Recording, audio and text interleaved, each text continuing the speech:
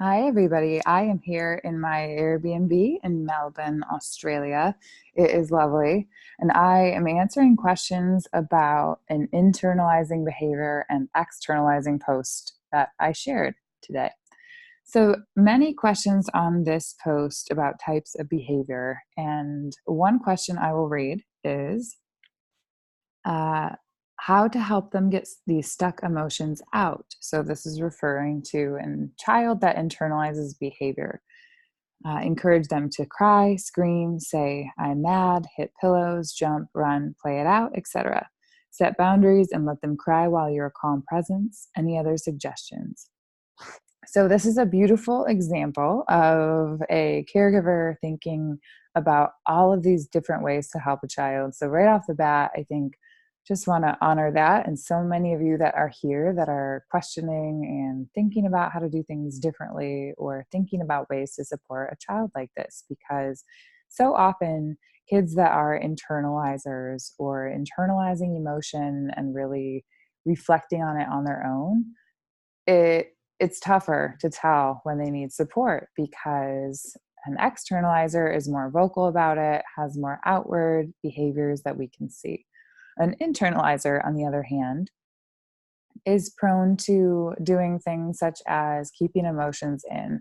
They're the quiet child or the quiet person that may be more easygoing, may be really adaptable, can almost shut down or detach from any negative emotion in order to be what they're expected to be moment to moment, or what they expect will give them the best feedback from others. So this is where you tend to overdo or overhelp or overfeel for others. They may take on others' emotions and feel like if they're better, or if they have only positive emotions, then things can get better. So they're very prone to guilt. They are very self reflective. They're analytical almost to a fault at times because they're always thinking about how to improve. And I think so many of the people in this community are probably internalizers and tend toward that side of things. So, as always, nobody is ever a clean fit for each column. So, we all fluctuate throughout all of these different behaviors throughout the day or even moment to moment. So,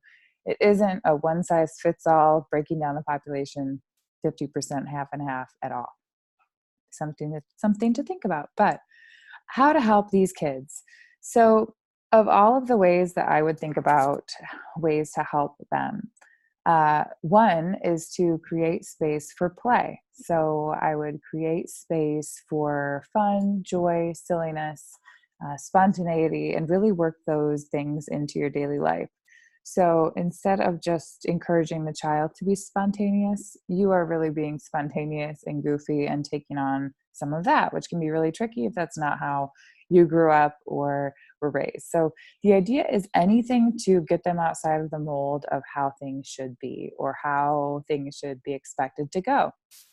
So thinking about time that they can just be silly and goofy and spontaneous and fun and playful, the more of those times, the better for expanding their boundaries or expanding their definition of what is expected of them, because it's all of these different expectations and rules that have really contributed to the internalization of emotion. So, anything that we can do to break the mold, break the boundary, get them outside of that is often helpful. So, making daily routines just a little bit more spontaneous or fun or silly or playful, and focusing less on the outcome. So often these kids are really outcome focused, or they are very kind of appearance or facade focused on how they're being portrayed or how they're being perceived. So anytime that we can encourage them to drop that is really positive. So, other things that I would do. The second is think about rules that we have about ways that we should be. So, we all have so many different rules about who we, how we should talk, how we should be, how we should live, rules about what we need to do when we're at work, rules about what we need to do when we are at home or with family, rules about all of the different ways of being in the world that are almost exhausting when you put it out there and think about it. So, thinking about rules that we have and questioning them And trying to, again, break the boundary or expand our view of how things should be can be helpful in modeling that for kids. So instead of complimenting or noticing somebody's behavior or interaction in the moment as something that's positive, maybe we're thinking about all the different ways to be or all the different ways to live, or not having all those rules about ways that we need to be, because us modeling that and really focusing on our own authenticity is a good place to start. So kind of living authentically and questioning all the rules that we've learned and we've been programmed with in society today. Then, number 3 is scheduling one-to-one time. So often these kids are deeply afraid of taking up space or being loud or being truly seen and heard in a way that feels big. So we want to create some one-to-one time where they can really interact with you or interact with somebody that they really trust and care about, and ask them reflective questions or be with them in a different way that may challenge them a little bit to share or express. And safety is really the goal of this under everything. So we want to schedule the one-to-one time and really don't have expectations. So it's not asking questions in a way that puts pressure on or expects extra things from them. It's really one time that they can feel safe, feel like the connection is there if they want it. And then you have space for reflective questions or really showing your interest in getting to know them in a way that they will feel like they want to take up space, or they might get excited or interested in talking about something. So of course, this is a different age range. You're probably not doing this with a 2-year-old or a toddler or something like that. However, it's a different time to create one-to-one time, whether that's play, whether that is talking, whether it's doing something they're interested in and really following their lead and allowing them or encouraging them to really take up space. So the idea is that we want them to take up space. We want them to take up emotional space in our lives, because that is where they will learn that they have that emotional space available to them when they need it. So the next is number 4 is noticing subtle cues, especially emotional cues. So often these kids or these individuals will have very subtle emotional cues, and we tend to skip past them because they're subtle. It takes time and energy to attune to emotional cues. So if you notice a child or if you notice somebody that you love has a different expression in some way, or smirks in a way that's different from typical, you might pause and just ask, I wonder how you're feeling, or something, I wonder if something's off right now, or I wonder if something didn't feel right about XYZ or whatever happened before or whatever's happening after. So we're really trying to tune in and hone in on those cues that they have throughout the day to play detective and really um, uh, experience the day or their emotions in a different way.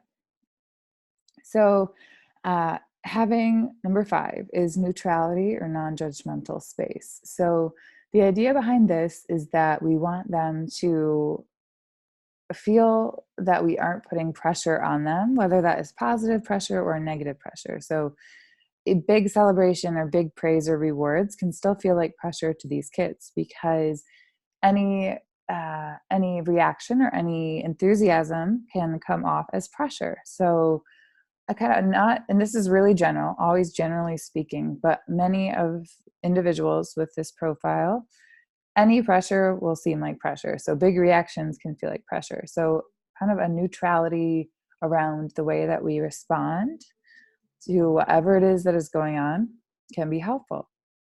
And then also validating their experience. So if they do share a quote negative emotion in some way, we're really validating that and welcoming it and not shutting it down. So our tendency is to avoid negative emotion based on the way that we're programmed. So we want to validate, and validate whatever it is they're feeling, whatever their root emotion is. Doesn't mean we're validating or condoning any behavior that comes with that. It means that we are welcoming their experience and that we're interested in hearing about it. So we want them to, again, take up emotional space and get used to that because it's really healthy, it's really human. We want the people we love to take up some emotional space in our lives. So we want them to hear and see that we are interested in their emotional experience, whatever that is. So if that means attuning to it and noticing their subtle cues, whether that means that we're non-judgmentally or more neutrally asking questions or kind of gently encouraging them to tell us more, asking specific questions that might help them show or hear our interest in it and validating whatever it is their experience is. So the goal ultimately is to have a more steady stream of emotion from them. So we don't want them to hold it together, hold it together, hold it together, and try to be a certain way, no matter who's around. So going through these different things, these 4 different things, can be really helpful. So 1 is the play, spontaneity, fun, joy. 2 is authenticity. So questioning all the rules that we have about ways to be, all of the expectations that we have for them, all of the expectations that we have for ourselves, and questioning that and changing where we need to. Number 3 is scheduling one-to-one time and really following their lead, following what they're interested in. Number 4 is reading subtle cues, reading their emotional cues, and validating, welcoming negative emotion, and really holding that neutrality or non-judgmental space. So this is all kind of based on general kids that we know that are internalizers or individuals in general. So humans throughout the lifespan can have these tendencies. And these are ways probably all throughout life that our loved ones can support us in taking up more emotional space in relationships and being authentic and who we are. So that is it for today's question. And thanks all for listening.